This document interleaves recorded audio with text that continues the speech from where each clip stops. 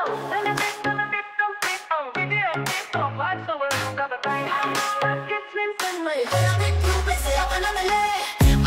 may bagong upload, simple lang pero solid ang mode.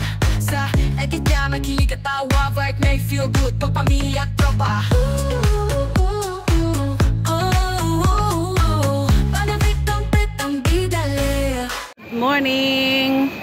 Good morning mga ka-YT,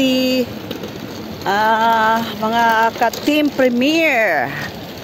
At tayo ay naghatid ng bata sa school, ng alaga. So dito kasi pag sinabing 2 araw walang paso ay bagyo, 2 araw lang talaga tapos ang bagyo. O ayan, kahit medyo ito ang panahon ay sa Macau City po ang yan. Good morning guys, galing tayo dyan, naghatid tayo ng estudyante. Ito ang patunay na ang daming puno na nabali dyan, si Kuranay. So tayo ay dito naman sa kabila. Ang daming puno na nabali ang sanga dahil sa bagyo.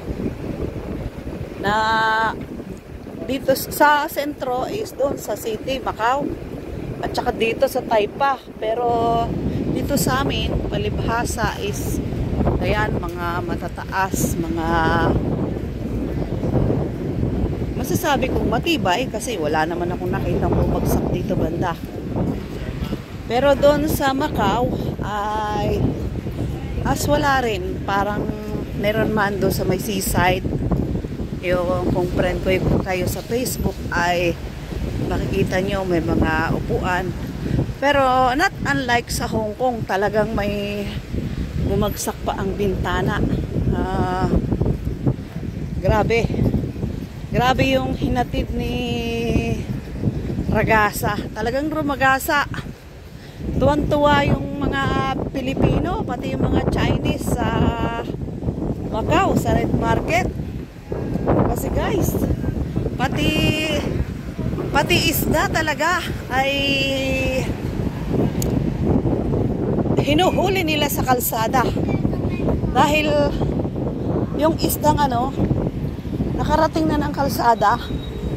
Ayun, kasi umapaw po ang tubig dagat, kaya ayun. Wala. Umapaw ang tubig dagat, kaya ang mga isda ay umalsa. So syempre napunta sa tabi. Nagpiesta ang mga Pilipino at Inchik, halo na sila. Inchik, Pinoy, nagpiesta sila guys. Ayun. So ang nangyari, meron tayo mga kaibigan sa Facebook na nakapost ng fried fish na from the flood. Ang lalaki talaga ng mga huli nila. Grabe.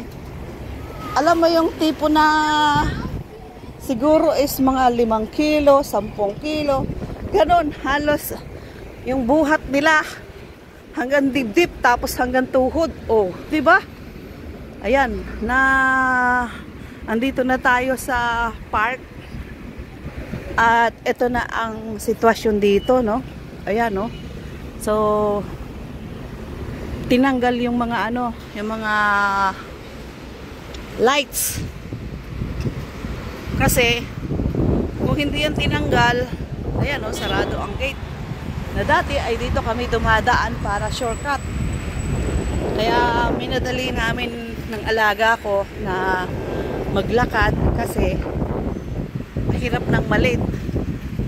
Ayan po yung yung dyan tagos yung yung dagat. Kaya ang impact ng hangin ay malakas. Ayan, oh. Yung dagat is dyan lang mismo. So pati yung mga pangdekorasyon sa tawag dito, Lunar Festival na Bulaklak ay ultimo, nakaano na yun mababa na. Pero natutumba pa rin. Gaya kagabi, ay nung isang gabi, ang amo ko ay hindi natulog, as in talagang binabantayan yung bintana kasi guys,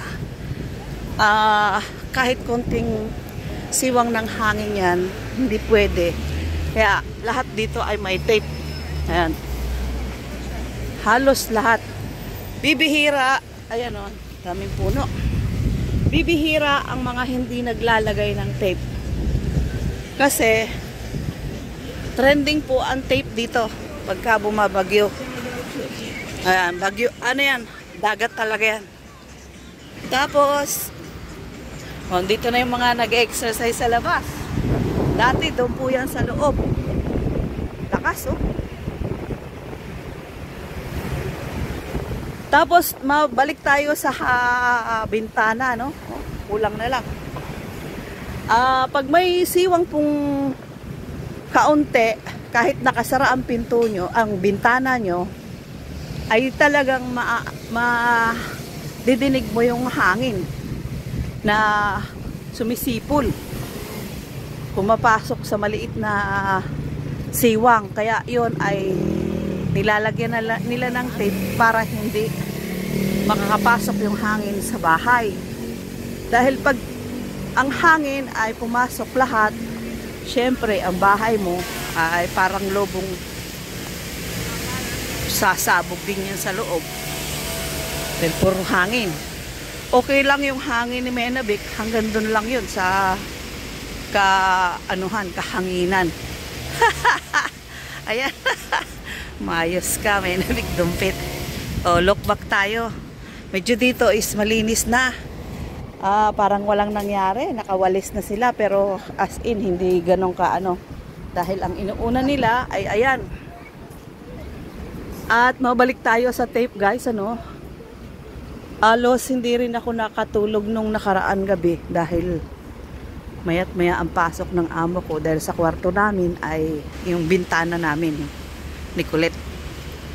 Tapos yung bintana nila daw ay sabi niya mas serious kasi mas umaano yung tubig dahil pinaka-ending na po yun ng building. Kasi yung ganito, end na kasi yung sa amin. So, doon kami nakaharap sa kabila, kaya ang dagat ang kita namin. Pag dito nakaharap, park naman ang makikita mo, almost building. Sa amin ay overview, kaya pagka wala akong content, doon lang ako sa bintana, ang katapat. Minsan sa gitna ako mag-start, minsan sa gilid, basta hindi pare-paras. At saka may iba-ibang naman yan, ng galaw ng kamay. Kaya natapos yung magdamag ay hanggang maghapon gising ang amo ko. Ayun, nung umaga na ako na yung nagbantay at pinakialaman ko na yung lagay niya kasi yung siwang ng bintana ay nilagyan niya ng cling wrap, so para walang makapasok na hangin, pero hindi totally yung pagkakalagay niya. Kaya nung hindi na ako makatiis, binago ko. Ayun. Sabi niya, wag. Nung tumalikod siya, pinakialaman ko. Pagbalik niya, wala nang tulo. Akalain mo, daming towel, pati towel nila na na ginagamit ay nilagay na. Sabi niya, huwag mo nang gamitin yan para sa, pag nilabahan mo, huwag mo nang ilalagay para sa amin. Ayan, medyo dito. Doon sa Macau City ay ang nangyari guys, may mga nabahaan. Yung iba after ng ulan ay nagsilabasan kasi nga nanghuli sila ng isda. Yung ibang lugar sa Macau talaga City dito sa Taypa is doon sa Kuluan. Medyo malayo kami doon. Ito yung regular na daanan namin ni Kulit. Pero sarado nga. Kaya nagmadali kami na... Kasi ang bahay is dito lang eh. Ito lang oh, Tower 13.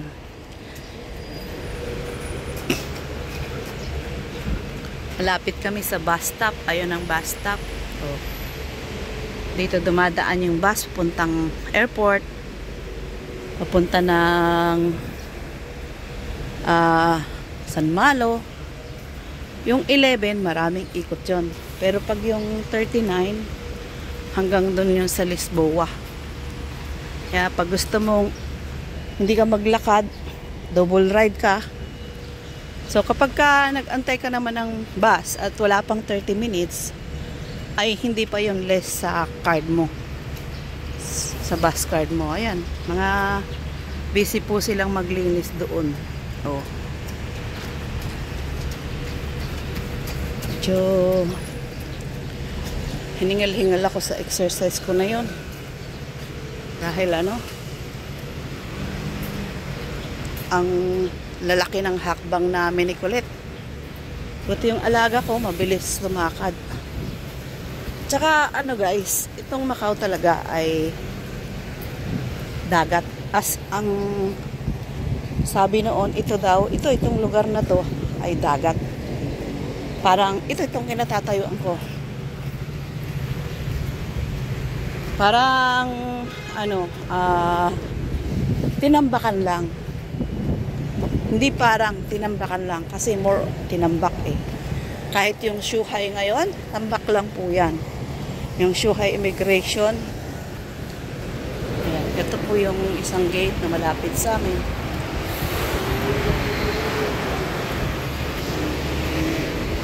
Dito okay na. Sarado nga lang. Ayun, dito is may sa loob, andyan yung mga Christmas light. Pero yung dito sa labas, wala. Ayan ang mga service bus nila.